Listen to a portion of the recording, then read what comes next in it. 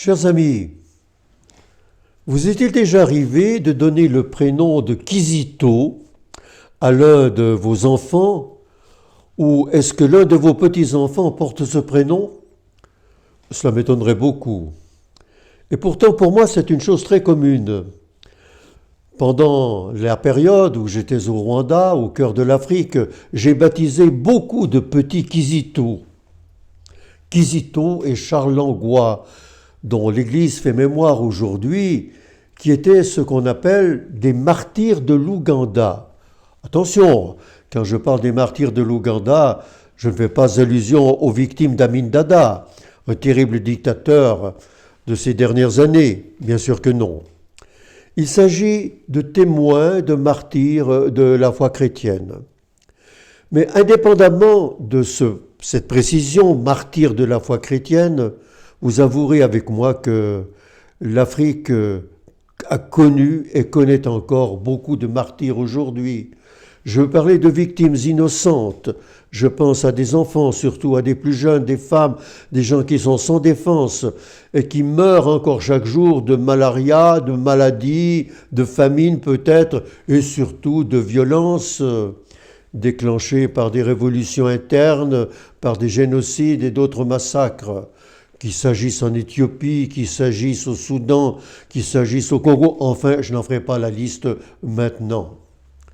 Mais il y a aussi, parmi eux, des martyrs, j'allais dire authentiques du Christ, qui ont donné leur vie pour lui.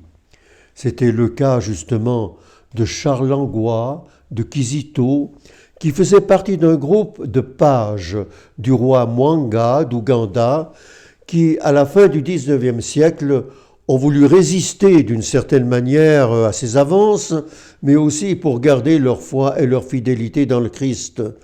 Et les malheureux ont été brûlés vifs, non seulement entre catholiques, mais des anglicans qui avaient eu le même courage qu'eux, ont été brûlés le même jour. Je me souviens encore, c'était dans les années 60 et ce fut un grand événement. Le premier voyage que le pape Paul VI fit en Afrique fut précisément en Ouganda pour canoniser ses témoins. Je veux citer quand même parmi eux un témoin beaucoup plus moderne et plus actuel, parce qu'il y en a, parfois qui sont cachés, mais que des gens révèlent maintenant leur existence. J'ai devant moi ce petit livre que vous apercevez. Il s'agit d'une religieuse rwandaise qui s'appelle Niyitegeka Félicité. Félicité Niyitegeka a été tuée pendant le génocide. Notez bien qu'elle ne faisait pas partie de l'ethnie qu'on persécutait, mais de l'ethnie qui persécutait.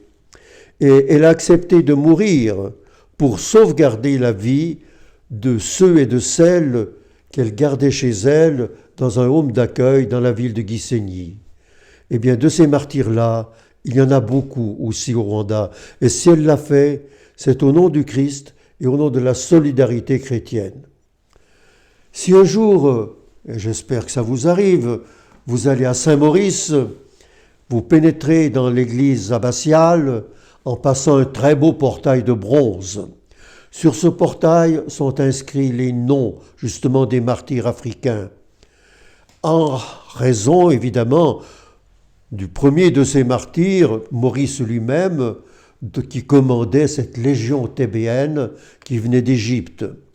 Eh bien, je leur souhaite bonne fête aujourd'hui, parce qu'ils ont l'habitude de se rassembler là-bas, tous nos frères et sœurs africains, pour commémorer justement ces ancêtres de la foi qui sont aussi les nôtres, et nous nous réjouissons avec eux.